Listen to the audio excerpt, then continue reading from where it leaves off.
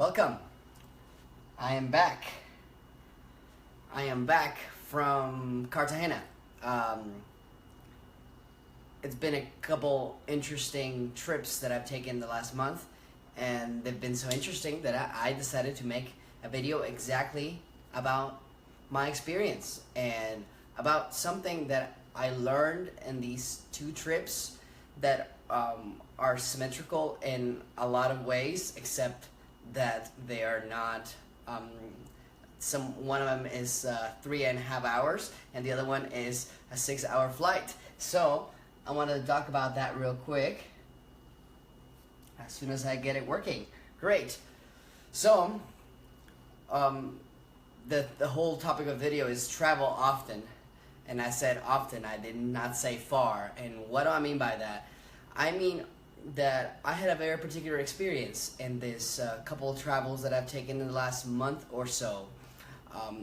If you've been following me for a little bit, you know that I'm very keen on traveling, and I'm sure you've heard the advice: you should travel, you should travel, you should travel. Invest in experiences, not stuff, etc., etc. But I wanted to add another layer to that, and it's the path of learning about yourself, which is, of course, probably one of the most important things that you could do, but also one of the hardest things that you could do, just through your own eyes, because to use the mind, to discover the mind, it gets really tricky, right? So it's like Friedrich Nietzsche says that the mind is an impenetrable fortress, and there's so much to that, because it's almost like the mind is trying to hide the seams of, your different frameworks of thought, your mindset from you. And this is probably a healthy thing, because there are a lot of things, a lot of processes that are happening that we might not necessarily need to be constantly aware of. It's like having to be constantly aware of breathing. Like, oh my gosh, what's going on? Oh, I'm not being breathing. So, that's an automatic process, and we like it to be automatic. We don't want to have to think about digestion and blood circulation. Those things, we want them to take place on their own. Of course, the brain is still the one that's in charge of them. So, but I thought these two trips were interesting. So, let's talk about that, and I'll just use the board since I like using the board. And so I had two trips in the last months or so, and this really shouldn't be running out now, but it was basically two trips. One to Austin. Let's see if this one works. And then one to Cartagena. Okay, the trip to Austin is only 3.5 hours from where I am, and Cartagena is 6-hour flight. Okay, so I spent on both places 5 days.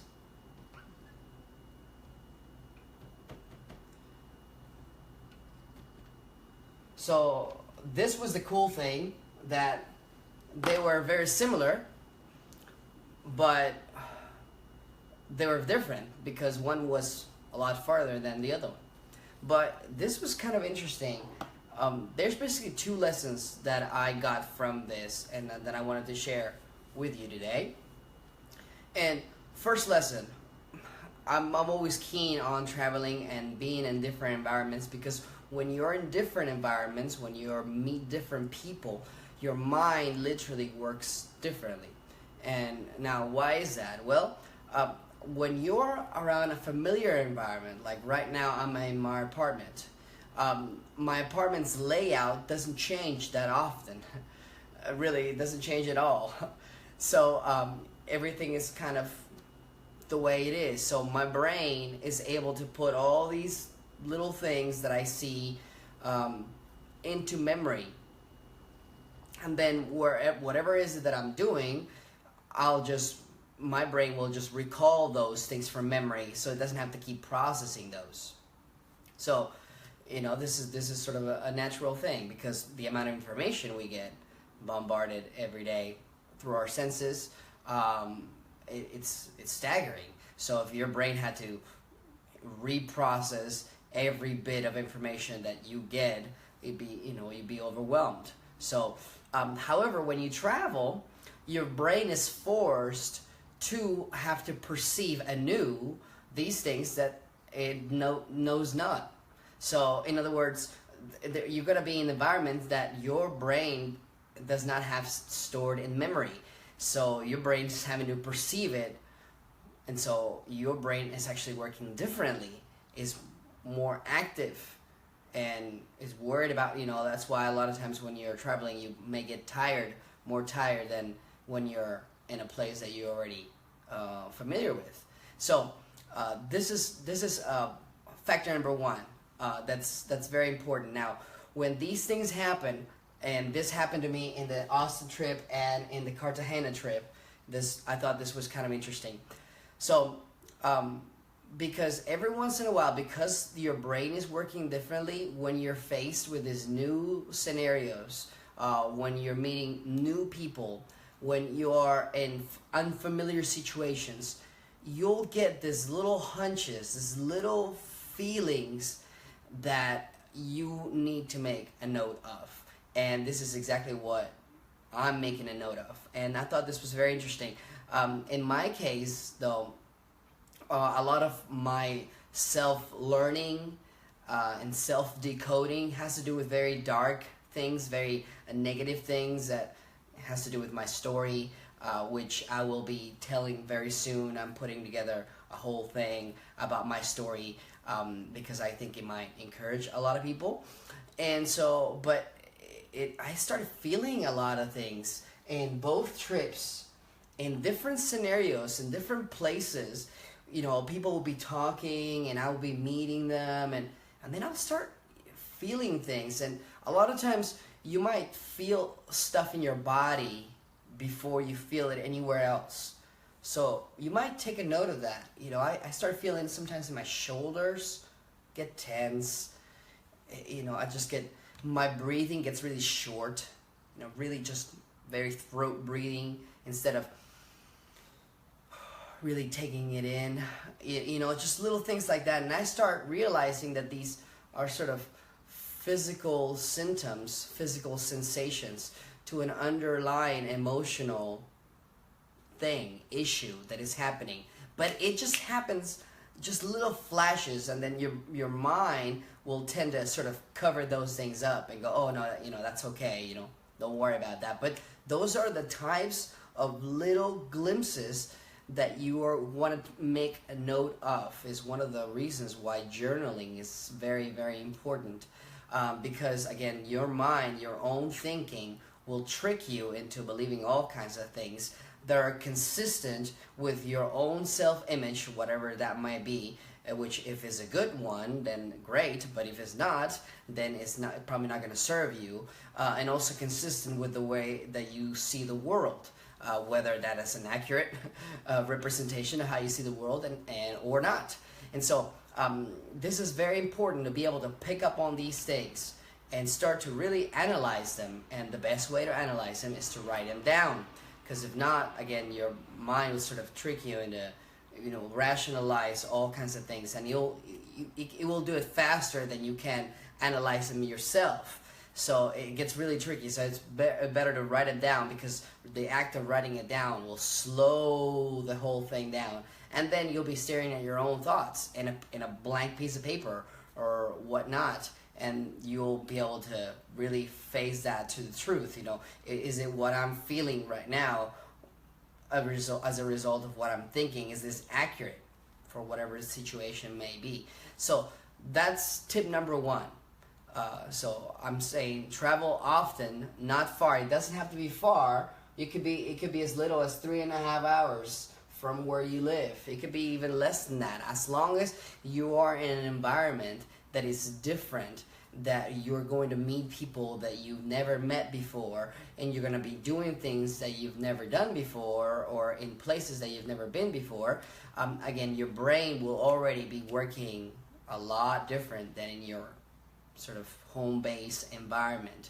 And that's something that's been important to me, and I think a lot of people know that's important, but I wanted to add this layer on top of, because your mind is working differently, you'll get this tiny little hints of basically your mindset, your how you perceive yourself, and how you perceive the world, the reality to be, whatever that might be. Okay, so that's one.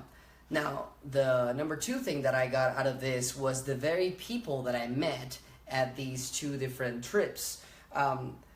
This was important to me.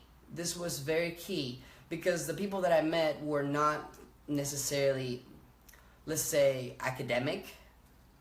They weren't like scholarly. They weren't ignorant by any stretch of the imagination. They were all very educated.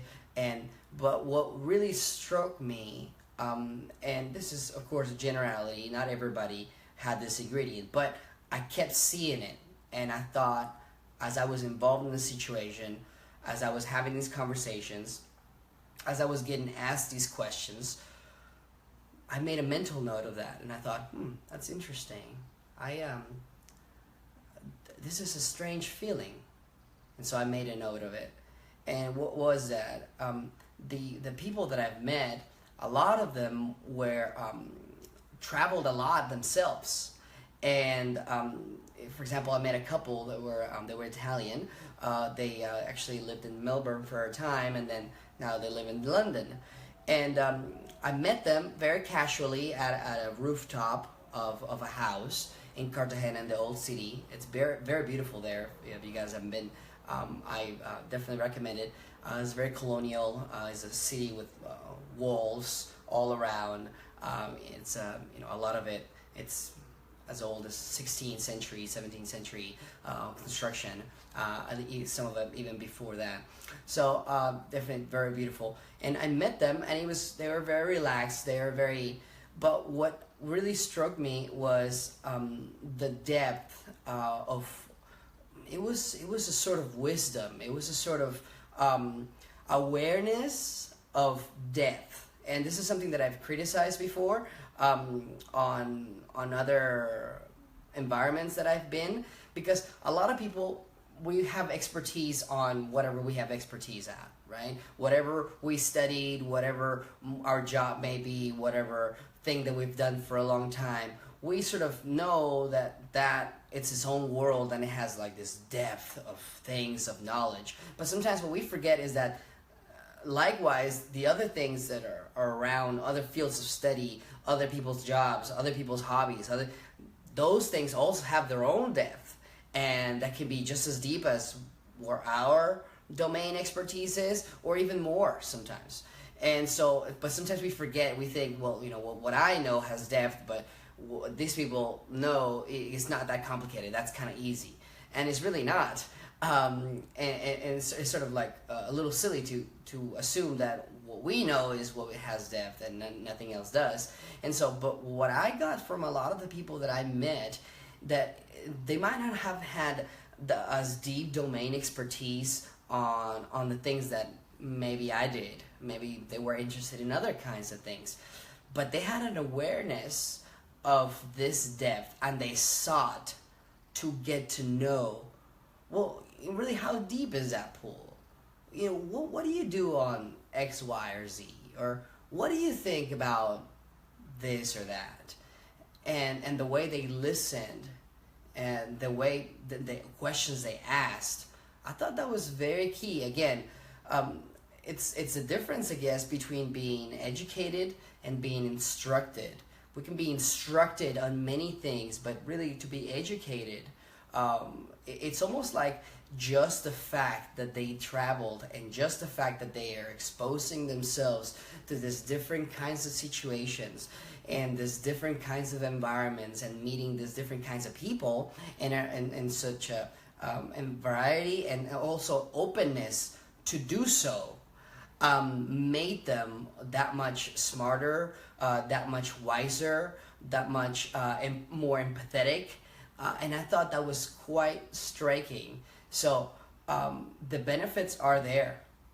The benefits are there to be taken. So again, just to recap, not only travel It's not about just going, but be aware. Be aware of when you're in these different types of environments. How do you feel? How does that? How is it that what you're learning fit into your worldview? Is there consistency there? Is there inconsistency? Right? Is there something that is dissonant to what you believed at a certain point? What was that? What did you believe before? What do you believe now? And I thought that was very striking, and also at the same time, to be able to take interest in other people and to become that open and curious about these things. Every time that you find yourself in a position where, oh, I don't get that, or I just, there's something weird about that, like you're about to learn something, and so you would really.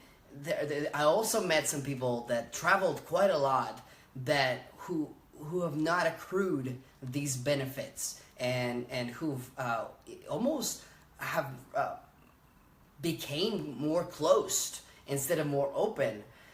So I think this is definitely something to make a conscious effort of, that there's this whole world out there, and that traveling is important, and that traveling can be very enriching and instructing, and just an education in itself, but only if we allow that to happen. And we allow that to happen by being aware of our own limitations, being aware of our own mindset tendencies that we might otherwise not be aware of, in an environment that is sort of our own all the time, very familiar. I know where to go, how to do it, who to talk to, who I do not talk to, etc., etc. So for me, this was kind of a big breakthrough, and something that I'm going to be thinking about because of these experiences, because of the things I wrote down, because of also the mental notes that I had, the difficulties and the challenges, the emotional challenges that I had. I'm definitely thinking, wow, there's still a lot for me to improve. There's a lot for me to learn about myself that I still don't know, and that is still sort of hiding in the shadows. And that because of this traveling, because of putting myself in these situations, I'm a little closer to it. I caught little glimpses here and there, like, oh, what is that? It's like a little seam in my thinking, and so the brain likes to be very coherent and smooth, but really growth is out of that comfort zone, is out of that zone of this is where I am. And so this was very key for me, and I wanted to make this video as a little bit of a different video than I've made before, but I definitely wanted to share this personal experience, and also and to have a record also for myself of these self-discovery that I still yet have to uncover on myself. So I hope that this is helpful for you guys, and if you keep sending messages and comments and stuff, don't forget to take my survey, gaybautista.com/survey, if you have a business, and if anybody that you know has a business. If you happen to be an executive in a company, definitely fill out my survey. I think it'd be very helpful for you as well, and you get a lot of value from my feedback as well. So definitely do that. Besides that, I think I'm gonna close up the video by saying, travel often. It doesn't have to be far, as long as you're in an environment where you're usually not in, and then make a note on the way that you feel when you meet these different people, when you are in these different environments, when you are confronted with these different situations that you're not usually confronted in. Make a note of that. Is it uncomfortable? Is it do you feel less confident? Do you feel fearful? Do you feel, what, all these other things, and then try to pinpoint why that is. You might not be able to do it right away, but if you make a note, you can sort of go back and start to analyze. You'll get a lot of the value from traveling, and don't be like these other people who it seems like the more they travel, the closer they get to only what they want and what they appreciate and what they think is important, because then they're missing out on the value on that. Okay, so I hope we get to meet each other soon if we haven't met, and it's been enlightening to me to be in these different places and meeting different people. So make sure that you do my survey if you like to. I think a lot of people are getting good value off of that, and I'm gonna leave you guys with that idea. Travel often and make a note of how you feel. Okay, we'll see you in the next video. Bye bye.